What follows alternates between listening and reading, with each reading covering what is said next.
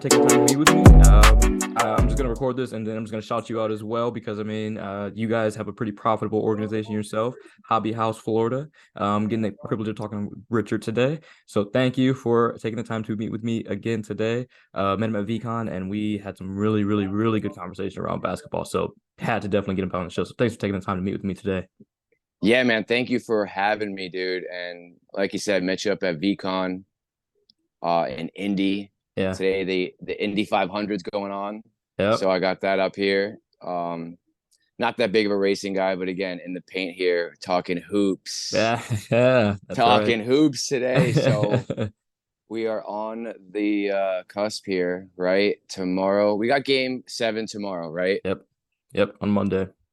Who so Yeah, who do you have? I mean, we saw game 6 happen last night, and I mean, Boston wins in a nail biter on a buzzer beater from Derek White after throwing the ball in. That doesn't happen. Boston's out. Miami goes forward. So I mean, what did you think? What did you think? Because I was blown away. it was shocking, right? It was Yeah. shocking. So I wasn't tuned into the game. I was tuned in the game, but not like laser locked into Right. every single quarter. As a Heat fan, grew up down here in South Florida. Oh yeah. So as a Heat fan, it was deflating and Oh, deflating. Tough pill to swallow, but that's the way that it goes. So it definitely, seems like we're on the verge of a historic moment in sports in the NBA, definitely, but you got to play the game. So that's why we play the games, right? That is definitely. why we play the games. And I So mean, game seven, it's and yeah, no, I'm sorry to cut you off. I was just thinking it seems like it's a trend. You know, Boston, I think coming into the series was the favorite to win it. And I think it was almost expected that they were going to win. And then they go down 3 games to Miami.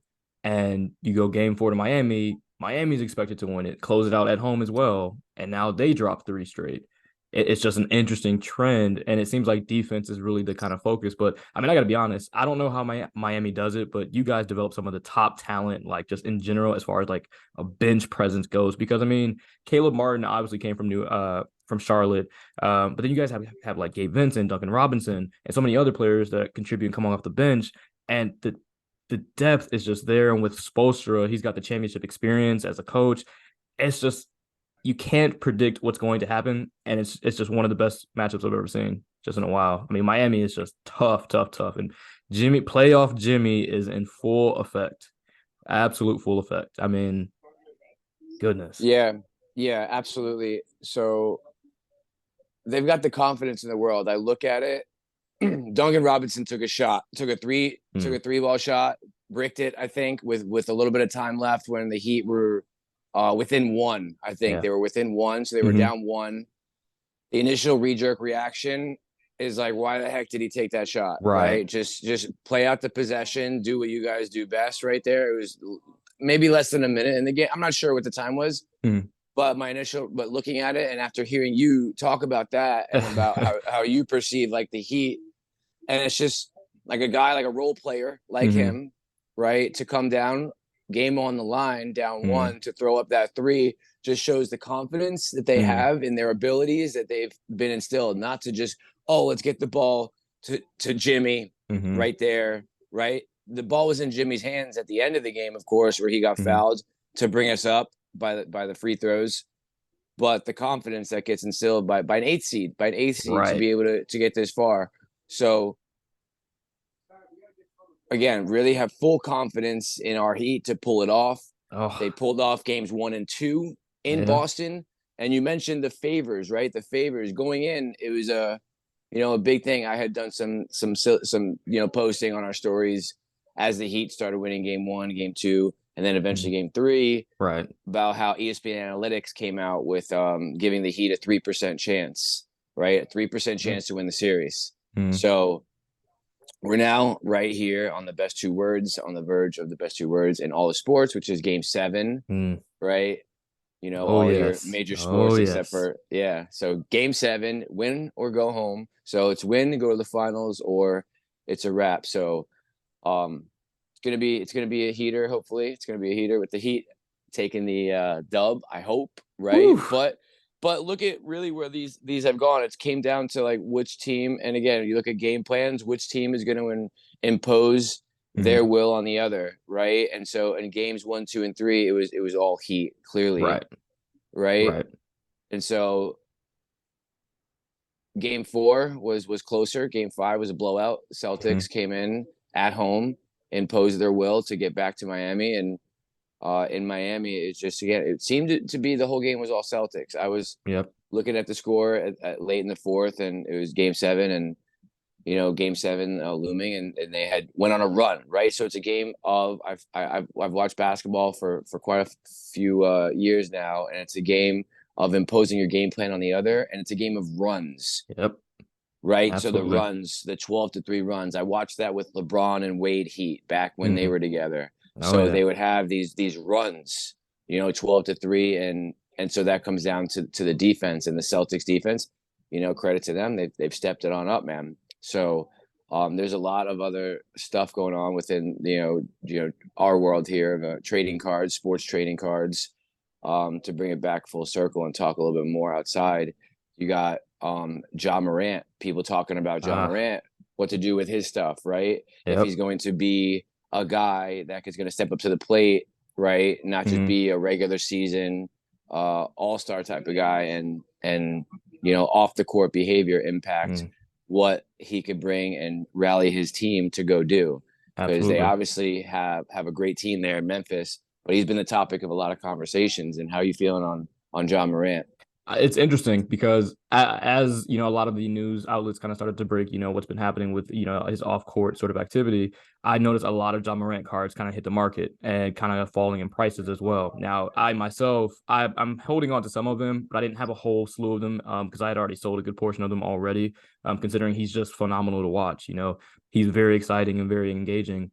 Um, as far as where I think he'll go, I think he'll be back for sure. Um, and I think it's something interesting because my partner that I do the show with, John Michael, he mentioned something interesting in a player comparison. He said, "Who would you rather build around? Would it be Trey Young or John Morant?" And so my gut reaction at first was John Morant. And so he broke down the analysis and he says, "Well, think about it. What is it that John Morant brings you that Trey Young can't bring you, and then deliver on or even exceed?" And he's got a pretty good point. As far as driving ability, kicking out, 3-point shooting, assisting playmaking, defense. You look at all those things, and you look at the way the teams are built. And there's, the interesting stat as well that the Grizzlies are actually statistically a better team without Ja Morant. Anyway, it makes it kind of interesting to see where things will go considering off-court activity, albeit is his own activity to do as he pleases. It does influence everything as far as playing on the court, trading card values, et cetera, et cetera. So it'll be very interesting to see where he goes, but it's also interesting to see his impact on the team as a whole when he is playing, considering that, like you mentioned, when will they get over the hump? And if they do get over the hump, what is it going to take from Ja or others? Who's going to be that main sort of catalyst that gets them over the hump? Granted, they ran into championship warriors, a couple years in a row. Obviously, that's going to be tough to beat. That's like running into prime Shaq and Kobe or the Bulls in the 90s. It's going to be a fight, and they're champions for a reason. So with him, it's very interesting, especially in the trading card world right now. A lot of cards are coming up cheap. Me personally, it may be a good time to look at any undervalued John Morant cards, considering he'll probably be back, be just as phenomenal, definitely be back in the All Star, conversation. But But next year, definitely, even with a potential suspension looming, right? Does he make All-Star I next think year? so because he's so Even exciting to watch, and I think that's a big part of the All Star thing is just who do we want to see just kind of go and be exciting and dominate and dunk and do all these things because the All Star game is just a warm up. It's a layup line at this point, and so yeah, Ja is one of the best at layup line dunking and in general just dunking in general. I think he will be back. He's just flat out exciting to watch, and even with the suspension, I think he'll be back. He's just too exciting. Definitely. for sure. Now we have the draft lottery, Ah, Wembanyama. yes. We spoke a little bit about that. Oh, yes. Some of the greatest hype surrounding a single NBA player since LeBron. Yeah. And I mean, and that's so exciting. So I actually live in San Antonio, and so I'm getting to see firsthand some of that excitement. And so it's so exciting, just the hype that's being built out. And I mean, I was joking with my family. I was like, season tickets are about to just spike. They're about to go up. I want to say the next day that they sold out, or they went out just like that. So it's so exciting. And I really want to see, because there's talk that the big Spurs dynasty is going to be helping as far as mentoring Wemby, getting them ready, prepping him on what to do, and he's going to be under Pop's tutelage. I want to ask you this though as well, because I also saw this. Oops, one of my cards fell. Um, I saw this. People are starting to sell Wimby's Sports Illustrated like cutout card. I don't know if you've Yeah, seen it. I heard about it. It was in the I think it was Sports Illustrated Kids. Yep, I think it Sports was Illustrated Sports Kids. Illustrated for kids. Yeah. Yep, but they're selling them Hmm. for hundreds, almost thousands, and people are buying them. Why on earth would you do that? I was talking with Aaron at Slabstocks, and that was something I brought up, and he was saying that I'm not buying anything until we see some stuff that's happening. As far as him being in a professional league, just it's a lot of hype. It's a ton of hype, and we were very blessed to see LeBron's career pan out the way it did, but that's not always guaranteed. The same is with Wemby. I mean, very exciting, very hyped, everything coming our way, but at the same time, it's like we have to actually accomplish something before going out and putting a whole bunch of money down for that. What do you think? For sure, I could understand that side of it, Mm-hmm. right? We can understand that side of it in sports cards. It's a lot of prospecting. Mm-hmm. You see that a lot in baseball. But in baseball, it's a little bit longer for them to develop and get in. So you have a little bit, more time in baseball. But with basketball, I wanted to fast forward to another product, Okay. which is Bowman Inception, I Mm-hmm. believe, came out, and that product has Wembanyama's autograph. So And his Caitlin first Clark's as autograph. well. Oh yeah, not to mention, right? So Ken Clark's as Yeah. well. So um, people are excited to be a part of something, right? Yep. Something new and fresh, and people are excited to get involved in that. And sometimes it's impulsive buys, right? So Yep. again, a lot of people that are more strategic looking at it, will hold off and wait. Mm-hmm. But for those, for me myself, I had an opportunity to buy some of his stuff at a card show. I'm picking Mm-hmm. it up at the right price point, right? Absolutely. So it's gonna go up or it's gonna go down, whatever the case is. It's a great opportunity to get involved with a generational talent. Mm-hmm. You don't hear those words thrown around too much, like greatest prospect since LeBron James, right? Mm-hmm. You don't hear those together. Right. So with all the analytics that are done and the numbers and the data available to us today and to Mm-hmm. the professionals in you know the prospecting and scouting arena, Right. that they're going to be in the range at least. Right. So for paying hundreds for a cardboard cutout of a Sports Illustrated kids magazine things probably wouldn't be whatever. But again, if it's on the shelf at my local shop, I'm gonna pick up the book and There you maybe go. throw that thing in a slab, right? So magazines, even not even cutting it out, you get the Mm-hmm. magazine that it was in, send it over to CGC, and Mm-hmm. now you have hopefully a 9/8 magazine where his stuff is in, right? That's a good point. Didn't So think about that. Wow, that's a yeah, really good so point. some uncut sheet type of stuff goes for great money. So again, I haven't even seen the magazine that it was in, but I knew Mm-hmm. about that card, and it was always something I was thinking about. I haven't heard it in a while since you mentioned it. Something I'd always look for Mm-hmm. when I was over at wherever, Barnes and Noble, or when doing grocery shopping, to see if I can catch that particular magazine on the shelf. Definitely. um yeah, Definitely. LeBron James though, a lot of speculation and news on him with retirement. Oh And yeah.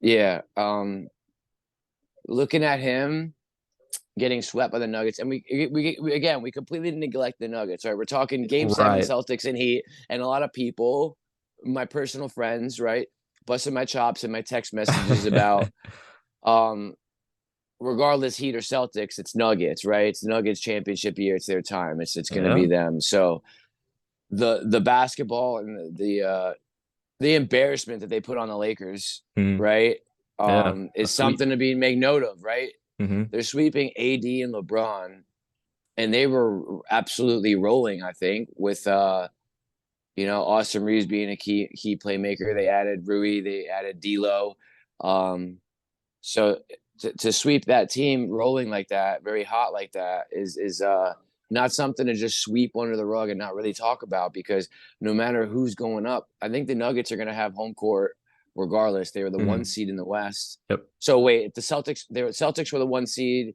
in the No, they were East, the two. two Milwaukee two was seed. one. Hmm. Oh yeah, that's right. I forget Yeah, that the he Heat took out the one put seed. them out. Yeah, the Yeah. Heat put them out. Crazy. Yeah, but I mean, All you right. hit it on the head. Like the Nuggets.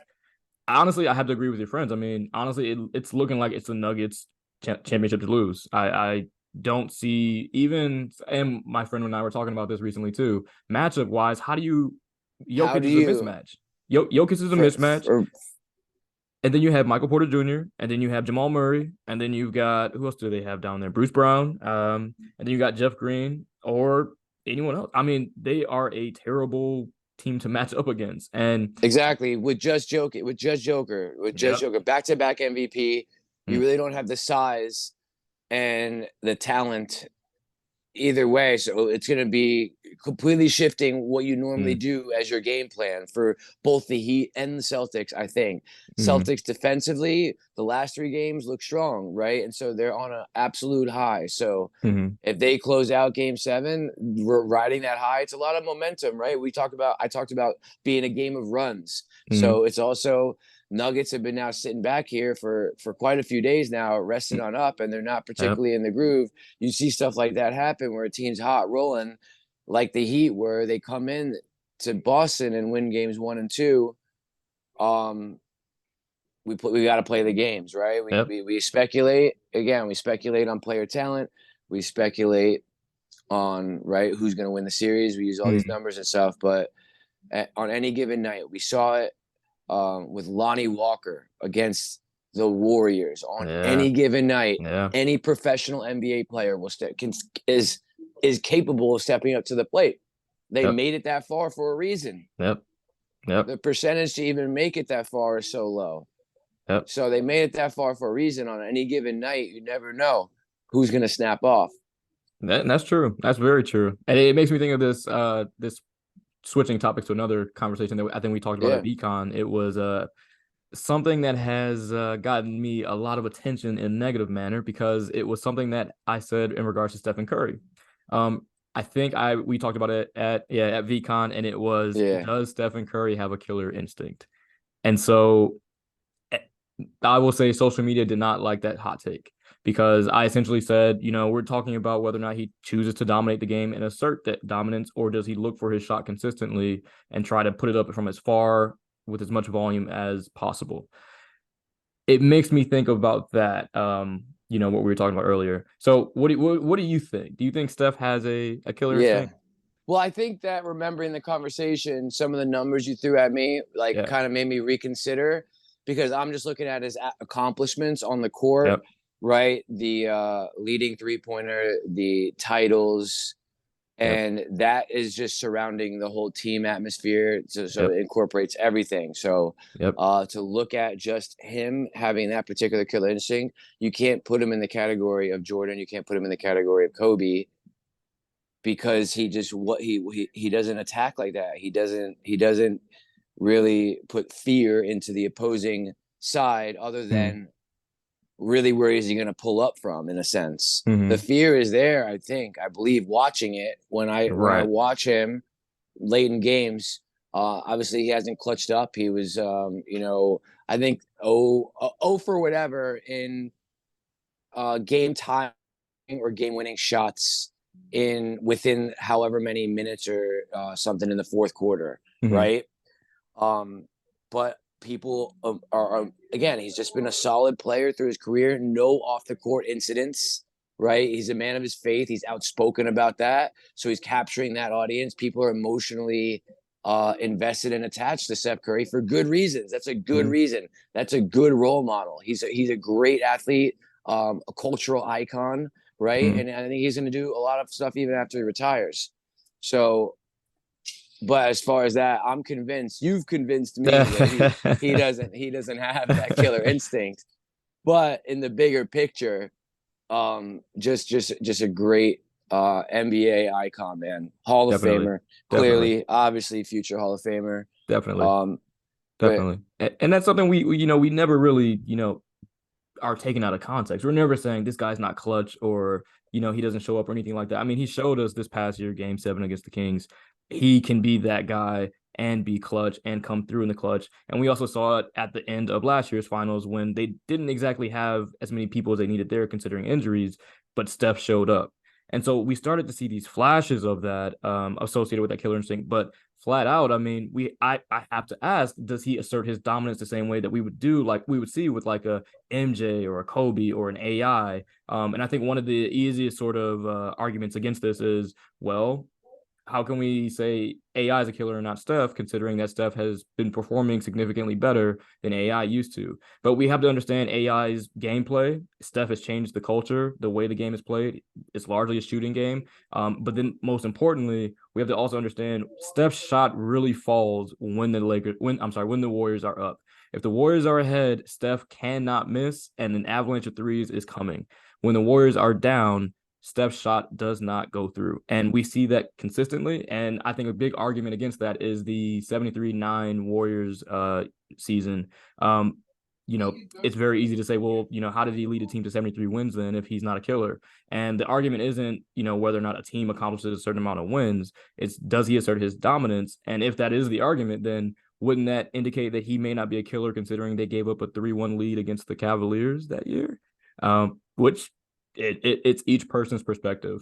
But I know we talked about that at VCon, and it's always interesting to hear what others think and why that may be the case. But it's definitely fun just to poke holes in that theory for sure. when you talk about him making shots when they're up versus him not making shots right when they're down, it brings it back full circle about being such a momentum shift type of game, Yep. and the confidence that is clearly there and lack of that's there on the other side when he's not making the shots.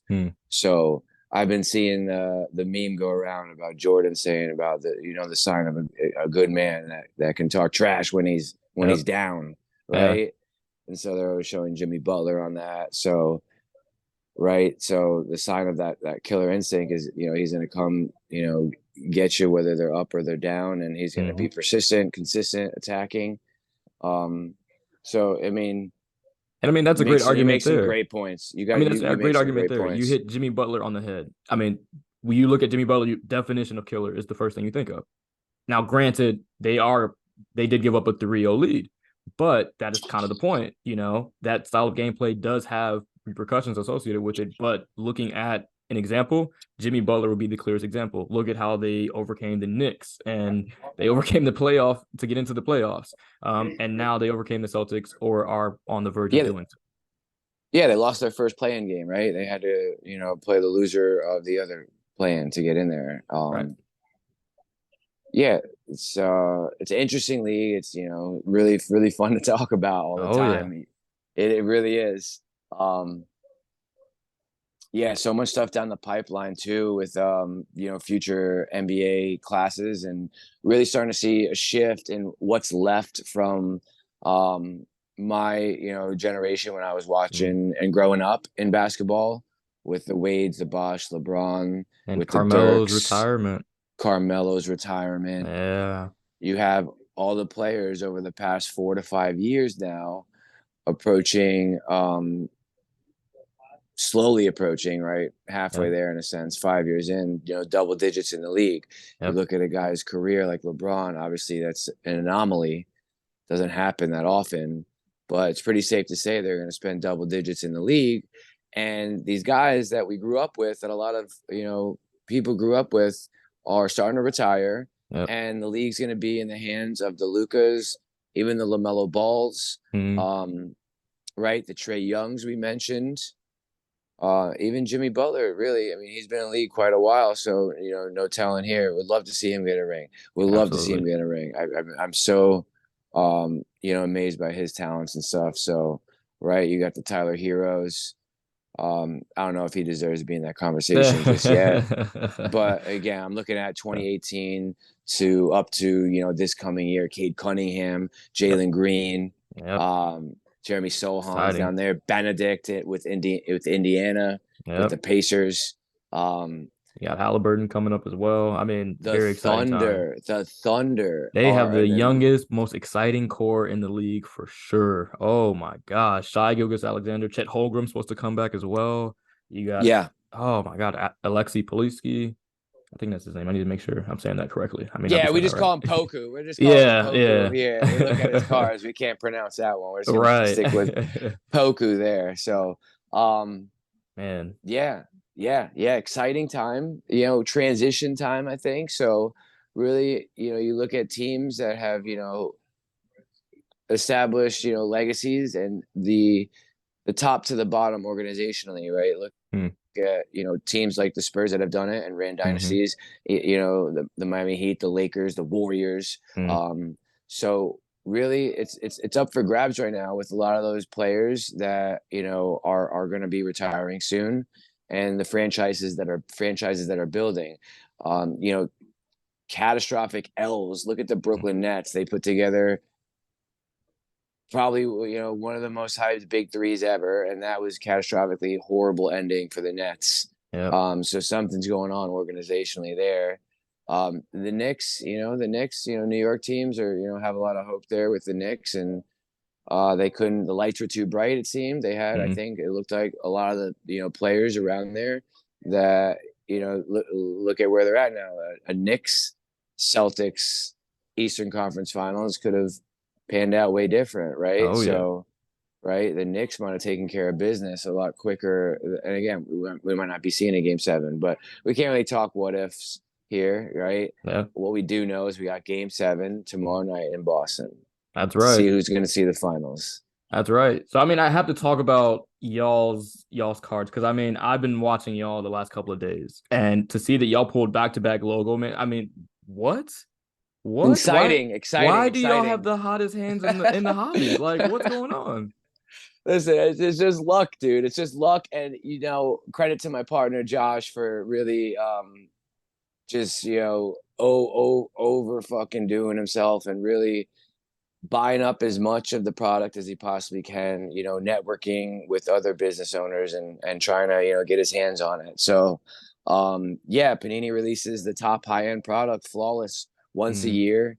And in that set, with, you're going to get the most sought after parallel, if you want to call it that, mm, to the cards are going to be the logo men inserts. So you find these logo men within a variety of basketball products, but the highest end is Flawless. Of course, you got mm, National Treasures, which have logo men in it, and you've even got Spectra Basketball that's got logo men in it. But the Flawless logo man, obviously the set that everybody is looking after last year, mm, the triple mm, logo man Chase.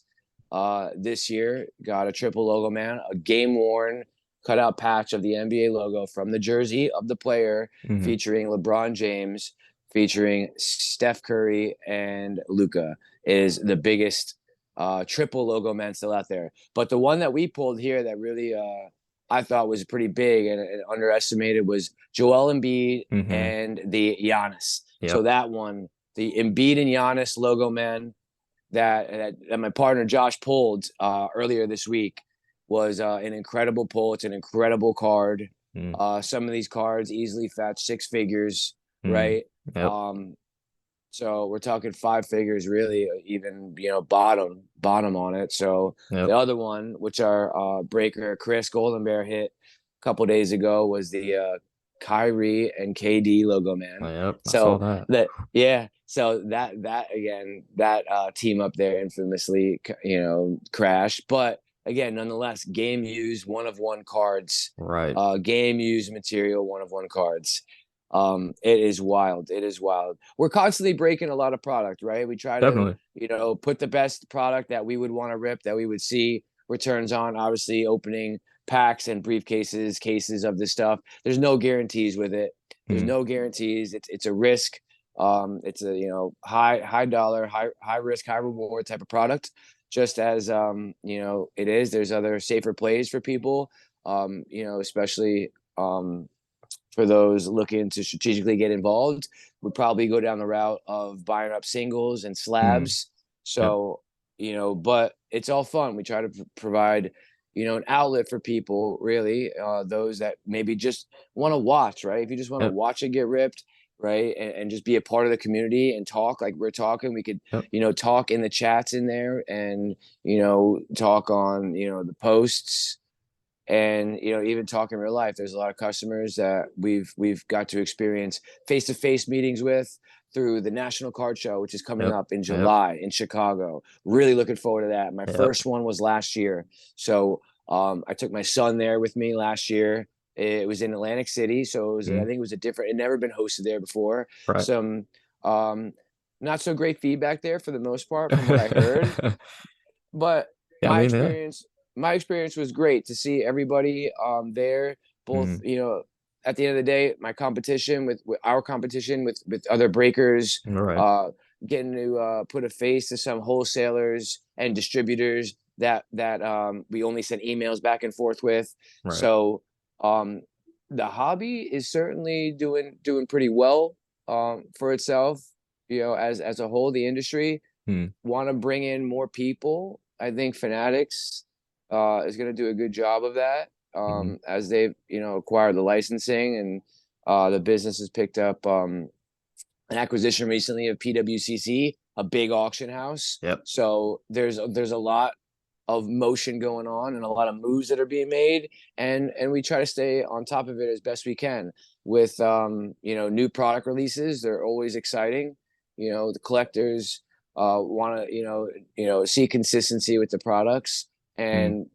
and we're trying to obviously look at what the best value is, and keeping those products on the table. um Definitely. it's been a Definitely. crazy week at the hobby house with multiple logo mans being pulled. The odds Yep. were posted on it, so Yeah. of course you're going to have the naysayers and the haters out there talking about these you know rigged breakers and stuff like that. It's a numbers game at the end of the day. Like, nobody knows what's inside these boxes. Yep. They're all sealed. They're all Yep. coming from another business or another wholesaler, and at the end of the day, I know Panini hand packs them, so there's always going to be, with Yep. high end stuff like National Treasures Flawless, there's always going to be skepticism and conspiracy theories um, about those types of products, and where the hits fall. But the odds are going to be in the favor of the breakers Mm. that are ripping the most boxes. That's just Definitely. it's the way it's set up. Topps does a great job as well too. I took a look into Topps website, and they break down like pack odds, box odds, Mm. case odds, Mm. right? There's actually Right. like statistical odds and mathematical odds behind it. So no matter what the odds are, you could rip and hit nothing based on the odds, or you Yep. could rip less. So it's just the luck of the draw, the luck of the Absolutely. draw. And Absolutely. it's exciting to be a part of that. Bring the cards and the rips every single day on the Whatnot app. So Yep. great app for joining in to breaks. You could download that. You could find breaks on our website, personals. You can reach out. We love the card industry. We love we started with like a lot of Pokemon, Mm. Pokemon stuff, TCG, Oh yeah. but basketball, sports cards, basketball, football, baseball, racing cards, wrestling cards. It's a great opportunity to collect what you love, right? And that's Definitely. that's what I try to do. I don't Definitely. try to feed into buying this or buying that guy.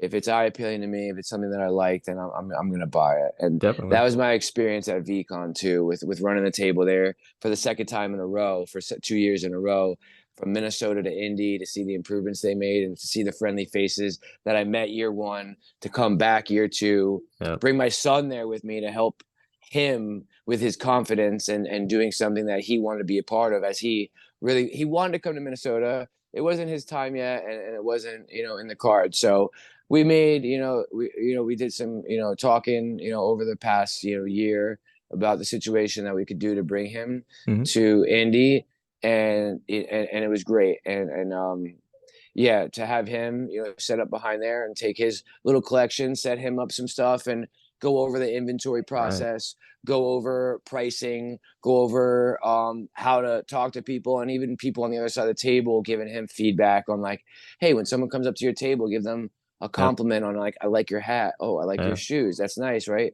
Really, make them feel good about being there at your table. And it works the same way on our live streams as well.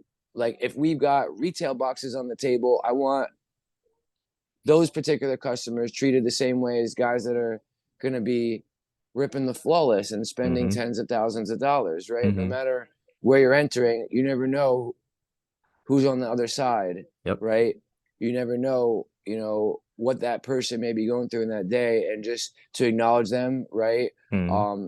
Because customer service is a tricky ball game there. You never know. Absolutely. Somebody wakes up and they're going through some stuff, and then they're ticked off for whatever reason. So um, there's so many different variables, man. But again, like to have my son be a part of that table at VCon and to see him come back with like really like he was motivated. He was sitting in here in Yeah. the breakers room the other day, like just hitting him up on the computer, like entering break spot numbers and the confidence. He met some other kids there his age, so we're now connected, Yeah. with them, and it's just a great time to be a part of it because the cards have never been ripped and never been promoted and marketed the way that you're seeing it now Yeah. on socials, right, all over the Agreed. place. Agreed. And it's the entire culture, right, the entire Mm-hmm. culture of sports cards, of sports. It's this favorite thing. I never knew how to really get involved with it. Really, I always had a passion for sports. I Mm-hmm. played some sports growing up, and then didn't really stay consistent at all. Never really had that fire, that killer instinct to really push inside the gym and stay involved with it. And eventually you get older and you have the dream as a little kid to be playing in a league, but some have it and some don't. But to be a part of a sports card industry and a sports industry in general, whether you're doing marketing or advertising, sales, Mm-hmm. customer service for any of these, it's a dream come true to be able to Absolutely. do something that you love, that you wake up and could spend 18-20 hours a day at the office or planning and doing it, and then look at your clock and be like damn, there's like other stuff that I needed to get done today, like Yep. that I didn't do because I'm just so involved with this business. Mm-hmm. It's the greatest business in the world. We get to meet people, travel. So it's really a big blessing, dude. And I appreciate you getting me up here today, dude, Of and course. shooting it with you. Of course, Yeah, I appreciate you too. And I mean, it's yeah. just so refreshing to hear your message about community and what's more important, purpose-driven community. One that's focused on ensuring that we uplift each other and inspire each other and help each other, and just grow together and do all that we can to support and grow with one another. So it's always refreshing to find someone with a message like that and a mission and a business that's focused on that and that's pushing that. And so I definitely wanted to make sure that we emphasize that on this episode. But like you said, it has been a true pleasure getting to speak with you and chop it up about sports and basketball and the hobby and cards and everything else. I really appreciate you just taking that time with me, and I hope this isn't the last time we talk and we get to go in depth No, again. it definitely won't be. It definitely won't be. So